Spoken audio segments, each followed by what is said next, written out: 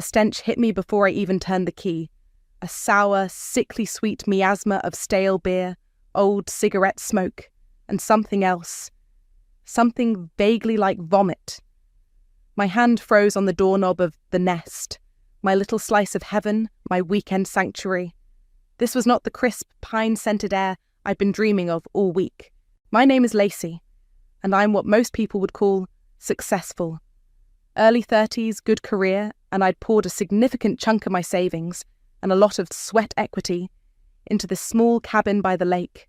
It wasn't fancy, not by a long shot, but it was mine. Every mismatched piece of furniture, every quirky painting, every carefully chosen throw pillow was a testament to late nights at the office, to sacrifices made. It was where I came to breathe, to recharge, to escape the endless demands of city life, and, if I'm being honest, sometimes my own family. I pushed the door open, my heart already thumping a frantic rhythm against my ribs. The scene that greeted me, well, it was like a frat house horror show. My beautiful, calm living room was decimated. Cushions from the sofa were ripped, their stuffing pulled out like grotesque entrails. A sticky, dark stain. Wine, I hoped, though it looked suspiciously like something worse, had soaked into the light pine floorboards I'd painstakingly sanded and sealed myself. Empty beer cans and crushed plastic cups littered every surface, some overflowing with cigarette butts. My antique coffee table, a flea market find I'd lovingly restored, had a deep, jagged crack across its surface, as if someone had danced on it. Or jumped. No, I whispered, the sound swallowed by the sudden, oppressive silence of the trash space. No, no, no. I walked further in, my weekend bag dropping from my nerveless fingers. The kitchen was worse. The fridge door hung open, its contents, or what was left of them, spilled onto the floor in a congealing mess. Broken glass crunched under my boots. Someone had taken a marker, a thick black permanent one, and drawn crude images on the cupboard doors.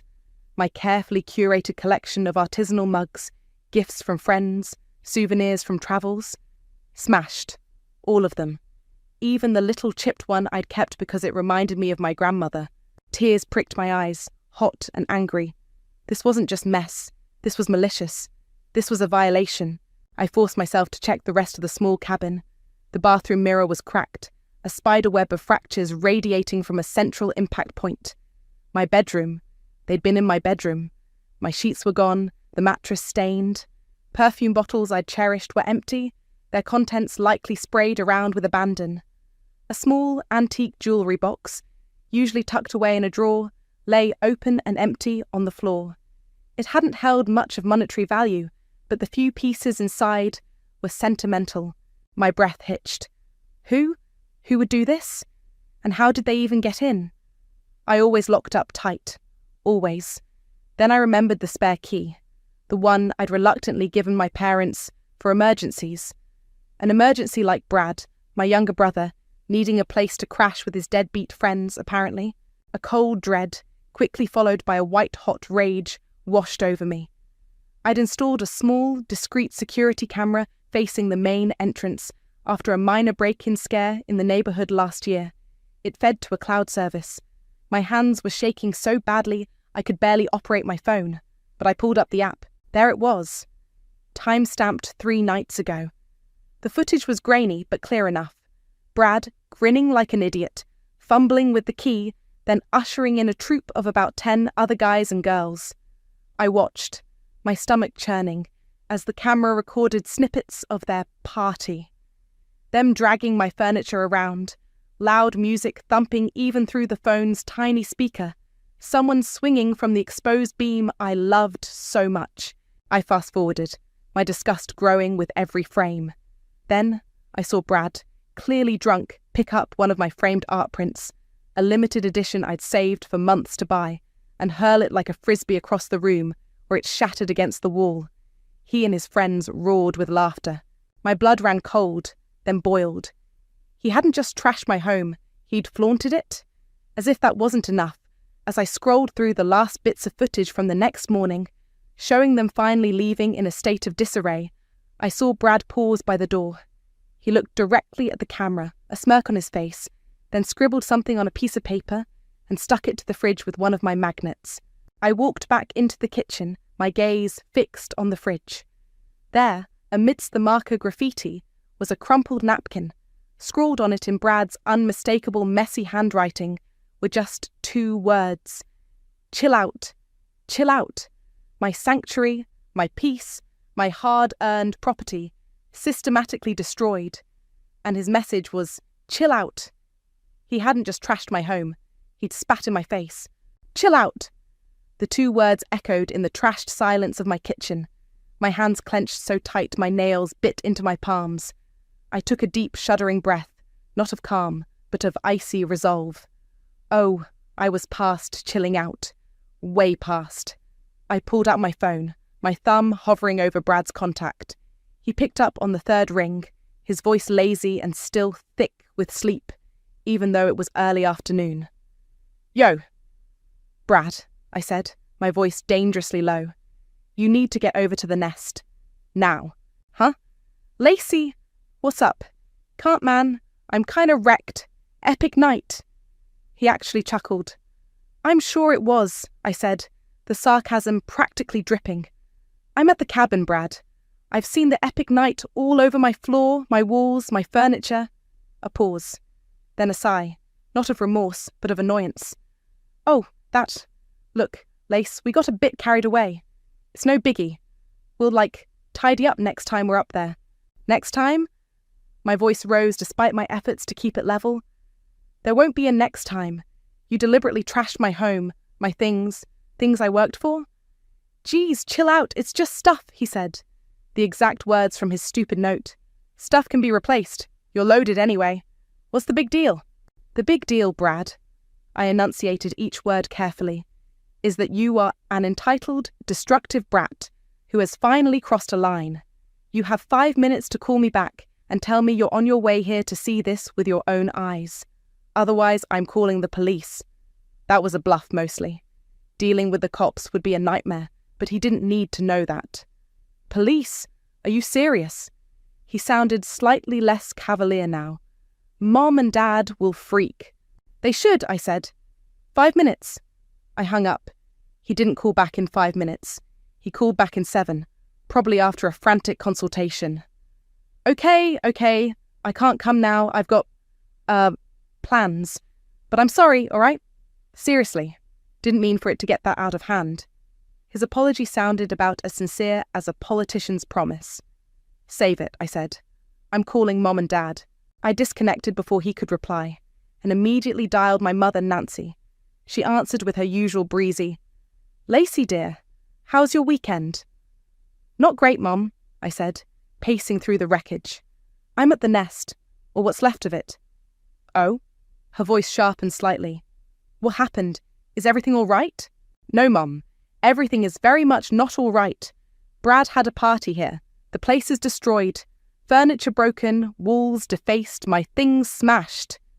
I kept my tone factual, letting the words themselves carry the weight. There was a brief silence. I could almost hear her processing, calculating. Oh, Brad, she sighed, a familiar note of exasperated fondness in her voice that always set my teeth on edge. He's just being young, Lacey. Boys will be boys, you know. Boys will be boys, I repeated, incredulous. Mum, this isn't some spilt milk. This is thousands of dollars in damage, malicious damage. I heard my father, Marcus, murmur something in the background. Nancy continued, her voice soothing, placating. Well, I'm sure it's not as bad as all that. You always did have a flair for the dramatic, dear. You have insurance, right? That's what it's for. My jaw tightened. Insurance isn't for deliberate vandalism by family members, Mum, and even if it were, there's a deductible, and my premiums would skyrocket, not to mention the sentimental value of things that are irreplaceable. Oh, sentiment? She dismissed with a wave of her hand I could practically see.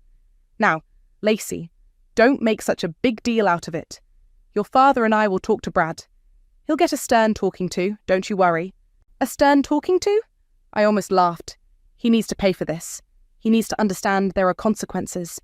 Then came the kicker, the line that had been the soundtrack to so many of my brother's bailouts. Lacey, be reasonable, Nancy said. her voice taking on that slightly martyred tone. You know Brad doesn't have that kind of money. He's still finding his feet. Besides, and here her voice brightened, as if delivering a perfectly logical solution. You can afford it, unlike him. It's a bit of a mess, sure, but you can just get it cleaned up and replace what's broken. It'll be a write-off for you, probably. My father finally spoke, his voice echoing Nancy's sentiment. She's right, Lace. It's unfortunate, but let's not blow this out of proportion. Family helps each other out. Family helps each other out. They meant I help Brad out. And they helped themselves to my patience, my resources, my goodwill. The familiar burn of resentment flared, but this time, something else mixed with it.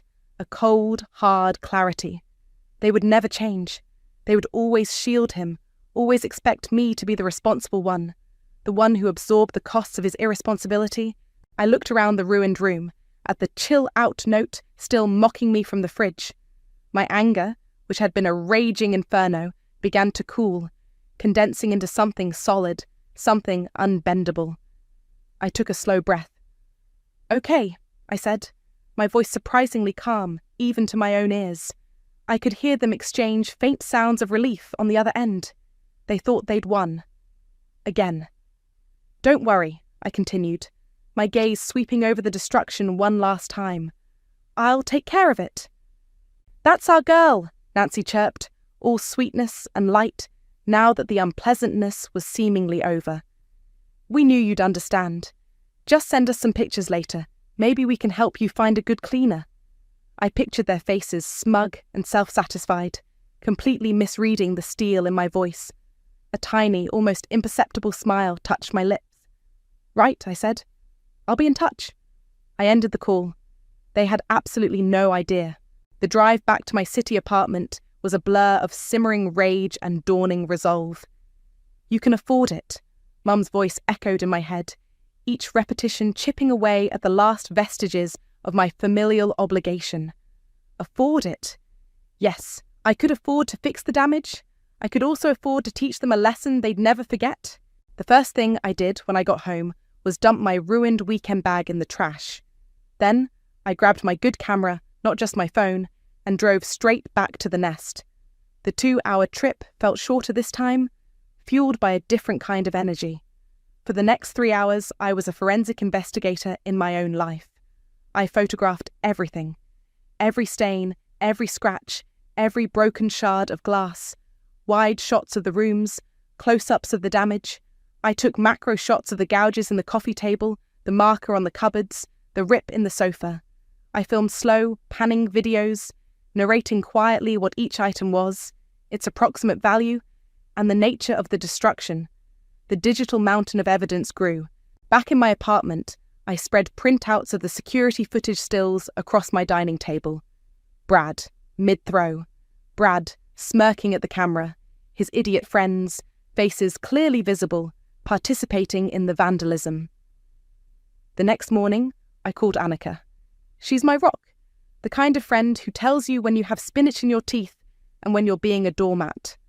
I laid it all out. The discovery, Brad's pathetic excuses, my parents' infuriating dismissal.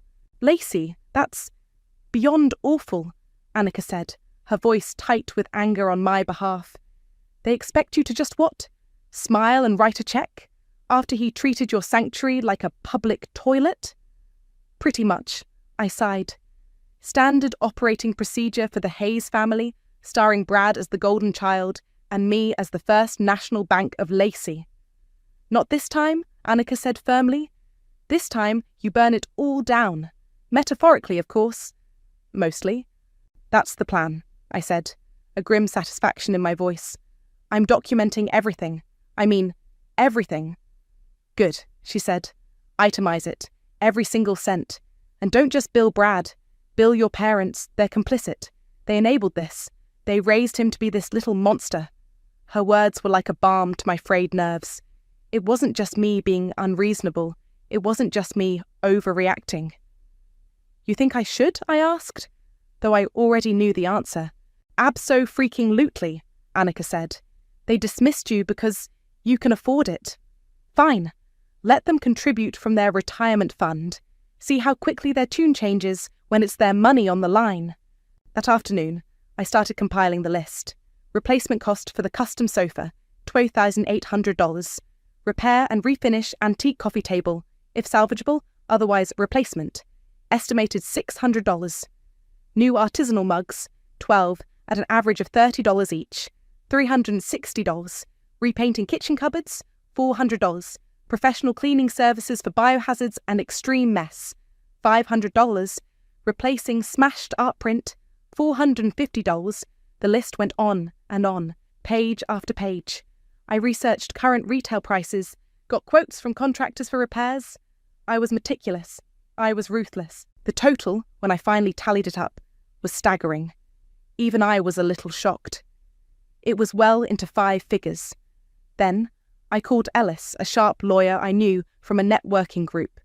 I wasn't looking to sue, not yet anyway, but I wanted the wording of my demands to be ironclad. I explained the situation briefly. "Wow," Ellis said, after a low whistle. "Family, huh? Can't live with him, can't legally lock him in the shed?" He chuckled. "Okay, so you want to send them a formal demand for damages, and you want to restrict access to your properties. Smart." He gave me some precise legal phrasing to include, making it clear that this was a serious claim for restitution of damages caused by negligence and vandalism, and that failure to pay could result in further legal action. He also helped me draft a very formal, very unambiguous new family gathering policy. It stated, in no uncertain terms, that effective immediately, Brad, Nancy, and Marcus were no longer permitted on any property owned by me, for any reason, including, but not limited to social calls, holidays, or emergencies they themselves manufactured. Any attempt to access said properties would be considered trespassing and dealt with accordingly. The final package was impressive. A thick sheaf of papers, a cover letter detailing the incident and my profound disappointment, the multi-page itemized bill with copies of receipts and quotes, selected glossy photo prints of the worst damage, and the new family gathering policy. I made 2 identical sets. That evening, I stood in line at the post office. 2 large manila envelopes, addressed separately. One to Brad, one to my parents. I paid for registered mail with return receipt requested. The postal clerk stamped them with a satisfying thud. As I walked out, the city light seemed a little brighter. A weight I hadn't fully realised I was carrying had begun to lift. They thought I'd just roll over, absorb the cost, and smooth things over like always. They thought their dismissive words and Brad's pathetic "sorry" would be enough. They had no idea what was coming. This wasn't just about the money anymore. This was about respect. My respect. And they were about to learn its price. 2 days later, the email notifications pinged on my laptop. Delivery confirmed. 1 for Brad, 1 for Nancy and Marcus. I imagined the scene at their respective homes. My parents probably settling in for their evening news, perhaps Nancy complaining mildly about how dramatic I was being over a little mess. Brad, likely still in bed or gaming, annoyed at having to sign for something. I pictured my mother, Nancy, picking up the thick envelope from the hall table, frowning slightly at the official-looking registered mail sticker. "What's this, Marcus?" she'd call out, tearing it open with a perfectly manicured nail. She'd expect a check, or at least a letter full of angst and recriminations that she could easily dismiss. Instead, her eyes would scan the formal cover letter, the polite but firm tone a stark contrast to the emotional outbursts she was used to from me when pushed too far. Then, the bill. Page after page of itemized destruction, each line a testament to her son's recklessness and her own willful blindness.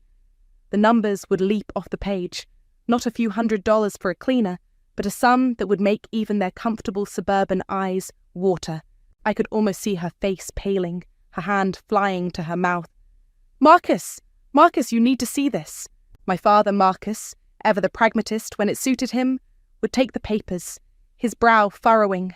He'd flip through them, his expression hardening as he saw the cold, hard figures, the undeniable photographic evidence. The crystal-clear stills from the security footage would be particularly damning. Brad, red-handed, his friend's face is visible. No more boys will be boys now. This was documented, undeniable. And then, the new family gathering policy. Not a suggestion, not a request, but a formal declaration. Banned. From the nest, from my city apartment, from any future property I might acquire. Effective immediately. For any gatherings. The finality of it, the sheer audacity from their perspective, would likely render them speechless for a moment. At Brad's apartment, the scene would be different, but the shock similar. He'd probably rip open his envelope carelessly, expecting a lecture, maybe a demand for a token apology payment. The sheer volume of paper would surprise him. He'd scan the bill, his eyes widening. He wouldn't understand half the terms, but the final figure at the bottom, that he'd understand. He'd see the photos of himself, caught in the act, looking like a fool. He'd read the policy, the words banned and trespassing, finally penetrating his thick skull. His usual bravado would likely crumble, replaced by a dawning panic. He couldn't chill out his way out of this one. I imagined the frantic phone calls between them. Brad, probably hysterical, calling Mom and Dad. She's crazy. She can't do this. You have to talk to her. Nancy, her voice shrill with indignation. This is outrageous. After all we've done for her, the ungrateful child. Marcus, perhaps a little quieter, a little more shaken, realizing the carefully constructed bubble of their family dynamic had just been violently popped. He'd always relied on Nancy to manage these emotional things, but this was different. This had figures and legal-sounding phrases. My phone, which had been peacefully silent on my desk, suddenly lit up. Incoming call. Mom. I let it ring. It went to voicemail. A second later, incoming call. Dad.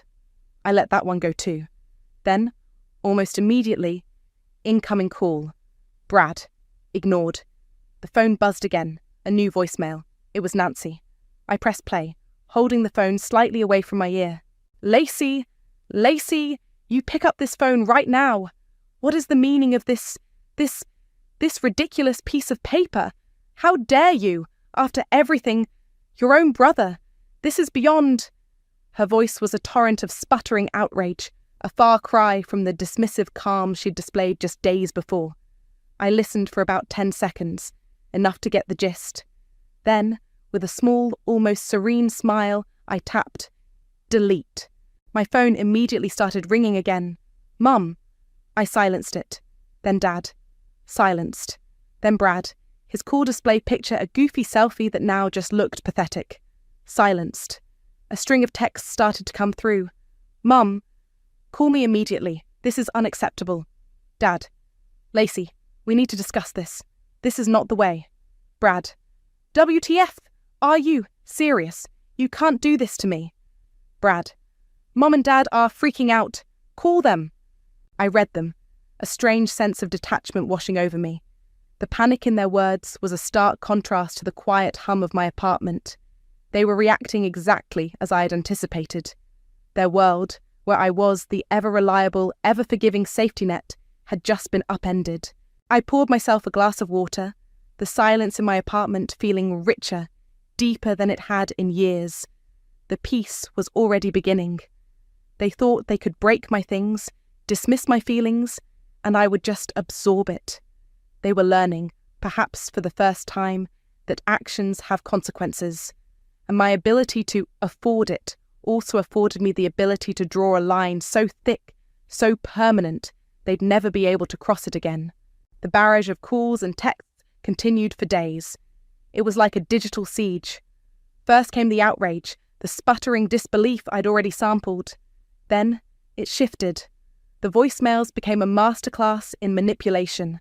Lacey, honey, it's Mom. Nancy's voice, usually so assured, now dripped with a saccharine, wounded tone. I just don't understand. How could you do this to your family? To us? We love you. This isn't like you at all. Are you okay, dear? Is something else bothering you? You can talk to us? Right.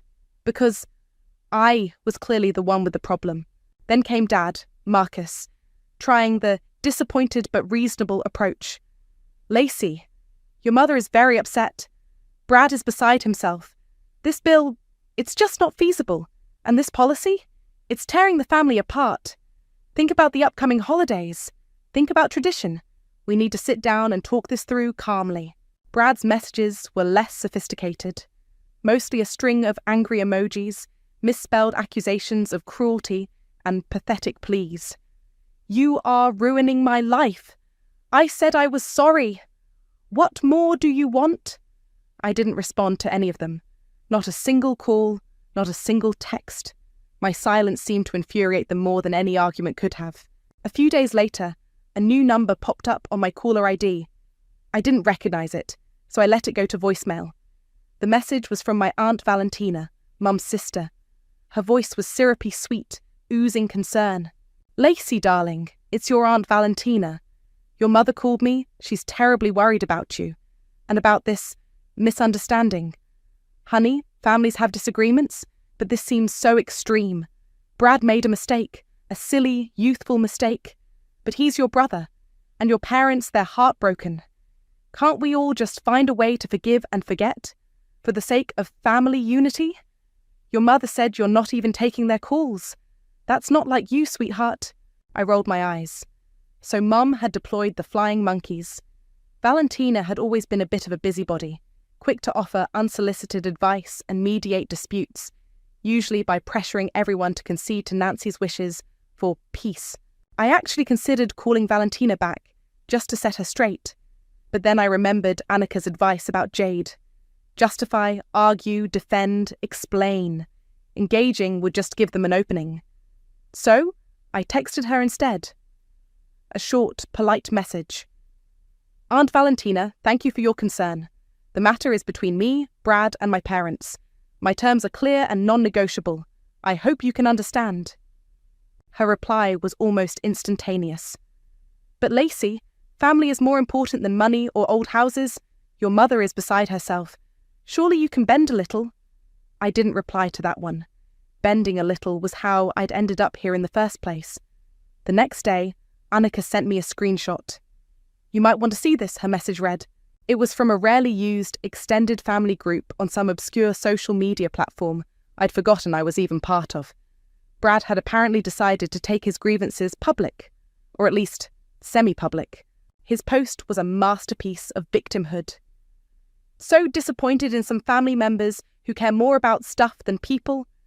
I made a mistake and apologized, but now I'm being treated like a criminal and banned from seeing my own family just because she's rich and can bully everyone. Some people have no heart. Family drama, materialistic, sad. There were a few sympathetic comments from distant cousins who clearly only had his side of the story. Oh, Brad, that's awful. Some people forget where they came from. My blood simmered. The audacity. He hadn't just trashed my place, lied about it, and refused to take responsibility. Now he was trying to paint me as the villain? The cruel, materialistic older sister? He really wants to play dirty, does he? I muttered to myself, taking my own screenshots of his post and the comments. Fine. If he wanted to air dirty laundry, I had a whole laundromat full of evidence he couldn't even imagine. The security footage, the photos of the damage, his charming chill-out note, my parents' dismissive texts. It was all neatly filed away. He was playing checkers while I was setting up a chess game he couldn't possibly win. This little smear campaign was just another nail in his own coffin. My resolve, already diamond hard, gained another layer of tempered steel. He had no idea how badly he'd just miscalculated. As October bled into November, the air turned crisp, and the first whispers of Thanksgiving started to circulate. Traditionally, Thanksgiving was a big production at my parents' house. Nancy lived for the performance of it. The perfect table setting, the elaborate menu, the carefully curated image of a happy, prosperous family. While they hosted, I was always expected to contribute significantly. A couple of elaborate side dishes, the expensive wine, often a hefty financial contribution towards the turkey and other supplies. Sometimes, they'd even suggest a pre-dinner appetizer gathering at my city apartment because it was more modern, or had better parking for some of the out-of-towners. This year, however, a giant, lacy-shaped wrench had been thrown into their holiday machinery. The bill for damages to the nest remained unpaid. The new family gathering policy remained firmly in effect. After the initial flurry of outrage calls and manipulative texts, A strange sort of silence had descended from their end, at least directly to me. It was the kind of silence that precedes a storm. They were clearly stonewalling on the payment, probably hoping I'd just give up, or that the looming holiday would force my hand. Then, the indirect pressure started. Aunt Valentina called again, her voice even more strained. "Lacey, your mother is trying to plan Thanksgiving, and she's just at a loss. She doesn't know what to do about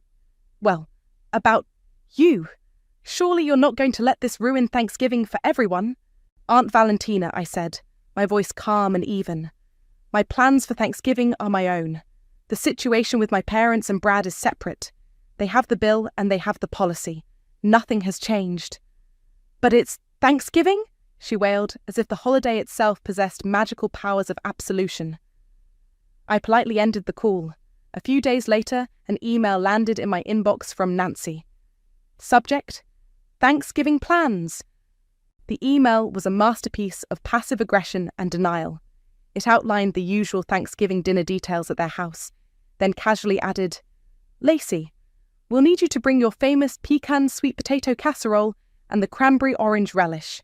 And perhaps you could host a small cocktail hour at your place around 1 p.m. before everyone comes over here. It would be lovely to see you and clear the air.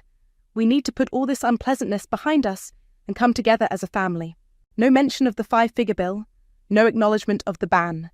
It was as if my registered letters, the photos, the legalistic policy had all been a figment of my imagination, a temporary tantrum they were benevolently willing to overlook if I just came to my senses.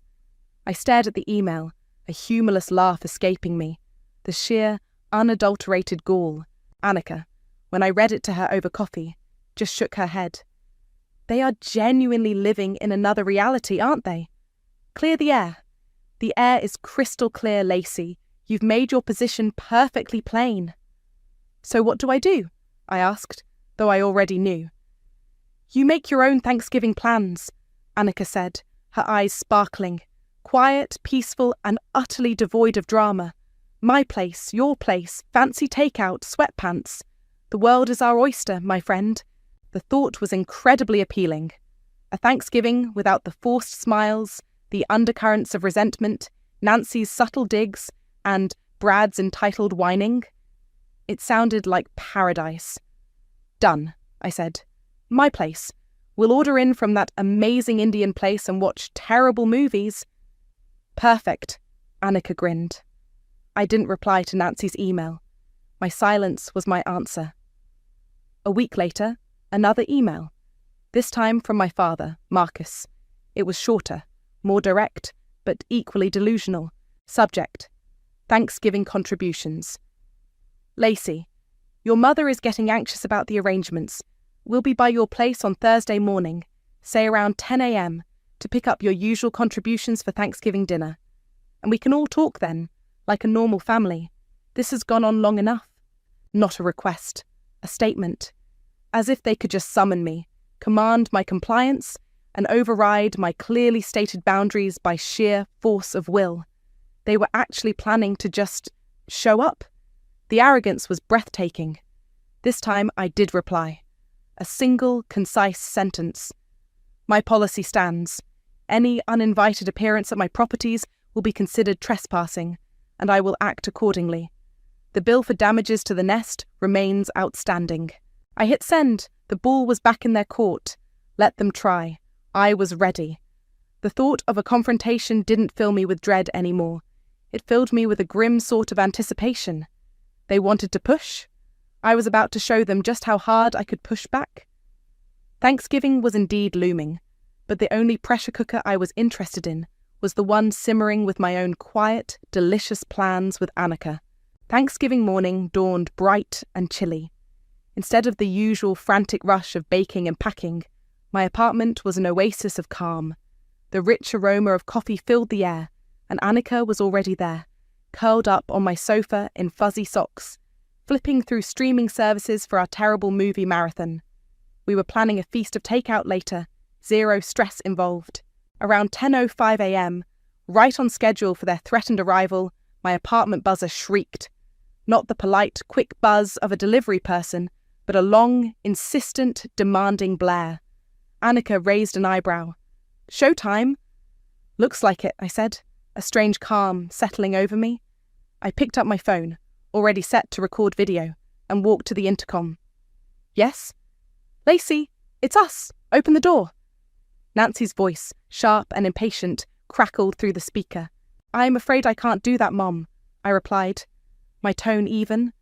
As I stated in my email, uninvited appearances are not welcome. Don't be ridiculous, Lacey. It's Thanksgiving. We're here to pick up your contributions and talk. Marcus chimed in, his voice booming slightly. There are no contributions, I said, and we have nothing further to discuss until the bill for the nest is settled. A frustrated sigh from Nancy. Lacey, open this door right now or I swear. I walked to the door, phone still recording, and peered through the peephole. There they were, Nancy, Marcus, and lurking behind them, looking sullen and uncomfortable, Brad. Nancy's face was flushed. Marcus looked stern, and Brad just looked like he'd rather be anywhere else. I opened the door a crack, the security chain still firmly in place. In my other hand, I held a neatly folded copy of the new family gathering policy, and a crisp, official-looking document Ellis had helped me prepare. A formal cease and desist letter reiterating the trespass warning. What part of uninvited and trespassing was unclear? I asked, my voice quiet but firm. Nancy pushed forward. Don't you take that tone with me, young lady. We are your parents. You will let us in, and we will sort this nonsense out. She actually tried to push the door further open, rattling the chain. No, I said, holding my ground. You are not coming in. This is my home. Your presence here, after being explicitly told not to come, is trespassing. Marcus stepped forward, trying a different tactic. Lacey, please, he said, his voice softer, attempting to sound reasonable. Think of your mother. Think of the family. Don't do this. This isn't you. You have a good heart. Let's just talk. My good heart has been taken advantage of for years, Dad, I said. And my good heart is telling me to protect my peace. The terms are clear. Pay the bill. Respect my boundaries. Then maybe we can talk. Until then, you need to leave. Brad, who had been scowling silently, finally muttered, You're a real bitch, you know that? And you're a destructive, entitled brat who still hasn't paid for the thousands of dollars of damage you caused, I retorted coolly, my eyes locking onto his. He actually flinched. It was then that Nancy escalated, her voice rising to a shout that probably carried down the hallway. We know you don't really mean this. You always come through for family. You wouldn't dare turn us away on Thanksgiving. It's unnatural. Just as she hit her crescendo, the door to the apartment opposite mine opened a crack. Mrs. Henderson, my elderly, sweet-faced, and surprisingly observant neighbour, poked her head out. She'd been a resident in the building for decades and knew everyone's comings and goings. Oh, Lacey, dear, Mrs. Henderson said, her voice clear and carrying, though she was addressing me. She had a clear view of my parents, and Brad clustered at my door. I meant to tell you, I was watering my plants on my balcony that Friday. You know, the weekend before last. I saw Nancy and Marcus here. She nodded towards my parents, dropping young Brad and a whole carload of his rather rowdy-looking friends off at the end of your lane, the one that goes up to your little vacation place. I thought it was a bit odd they didn't drive all the way up or stop in themselves. Just sort of waved them off. Quite a noisy bunch they were too. A stunned silence fell. My parents froze. Nancy's mouth, which had been open mid-rant, snapped shut. Marcus's face went from stern to a sort of pasty grey. Brad looked like he wanted the floor to swallow him. Mrs. Henderson, bless her unintentional, perfectly timed intervention, had just torpedoed their entire narrative of ignorance, and boys will be boys. She'd placed them at the scene, not just as enablers after the fact, but as facilitators before it. They hadn't just known Brad had a key, they'd actively delivered him and his hoard to my doorstep. I simply looked at them, my expression unyielding, the fight visibly drained out of them. Nancy opened and closed her mouth a few times, but no sound came out. Marcus just stared, looking utterly defeated. Well, I said into the silence, my voice still calm, that's illuminating. They mumbled a few incoherent, blustering remarks about misunderstandings and Mrs. Henderson being mistaken, but their hearts weren't in it. The public humiliation, the irrefutable implication of their deeper complicity was too much. Defeated, they began to retreat. Brad shot me one last venomous glare before being pulled away by Marcus. As they shuffled towards the elevator, I called out, loud enough for them, and possibly Mrs. Henderson, to hear clearly, "The bill is still due. Interest accrues daily. And by the way, I've shared copies of the security footage, Brad's charming social media posts, and this delightful interaction with the rest of the family. Happy Thanksgiving." The elevator doors dinged open. They couldn't get in fast enough. The peace that descended as the doors slid shut was the most satisfying sound I'd heard all day. The silence that followed their retreat down the hallway was profound. Annika emerged from my living room, a slow grin spreading across her face. "Well," she said, "that was more entertaining than any terrible movie we could have picked. Mrs. Henderson for the win." "Tell me about it," I said, finally letting out a shaky laugh, the adrenaline starting to fade. "I should send her a thank you bouquet."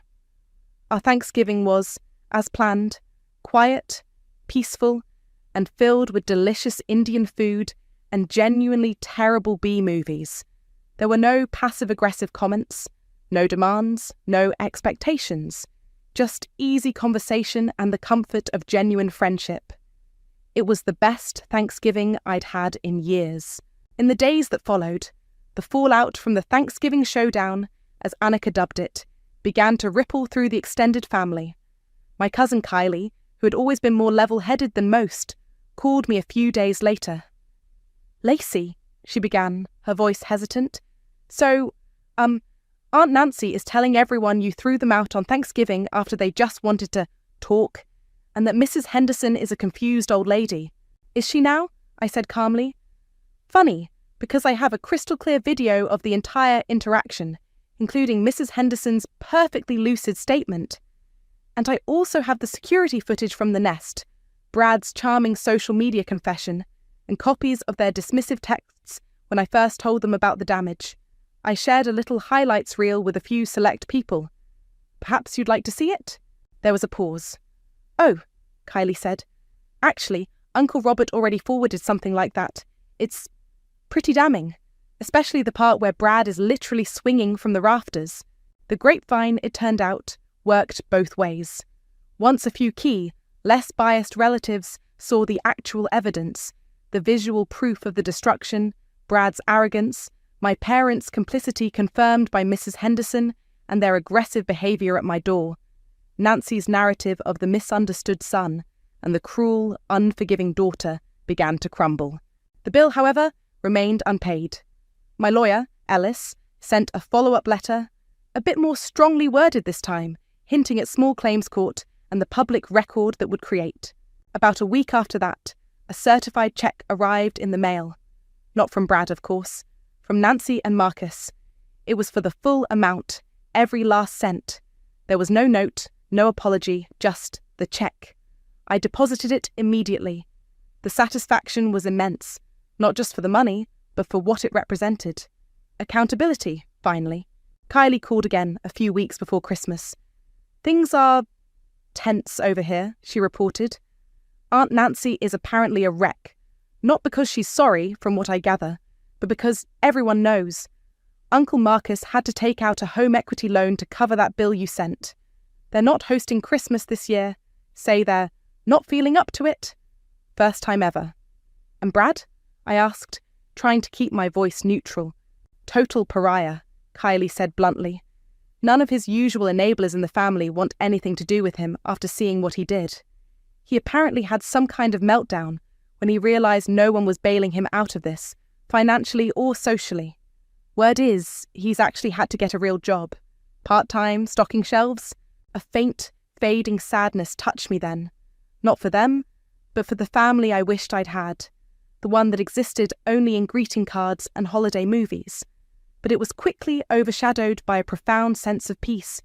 The constant anxiety of waiting for the next demand, the next guilt trip, the next act of disrespect. It was gone. My apartment felt lighter, The nest, which I was slowly and lovingly restoring with the money they'd paid, felt like my sanctuary again. I didn't spend Christmas with them, obviously. Annika and I started a new tradition: a quiet dinner, good wine, and volunteering at a local shelter on Christmas morning. It felt meaningful, real.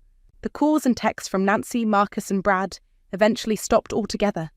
The silence from their corner of the world was no longer a precursor to a storm, but the calm after it. I heard through Kylie that Nancy tried, a few times, to rally support, to paint herself as the victim of an ungrateful daughter, but the evidence I'd shared had done its work.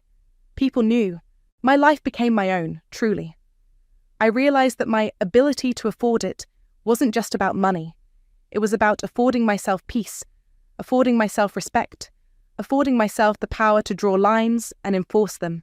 Sometimes, the only way to win your peace is to be willing to go to war for it, even if the battlefield is your own front door and the enemy shares your blood. And let me tell you, the taste of that hard-won peace? It's the sweetest victory of all. If you're out there, dealing with your own Brads and Nancys, know this: your peace is worth fighting for. Don't ever let anyone make you feel guilty for demanding the respect you deserve.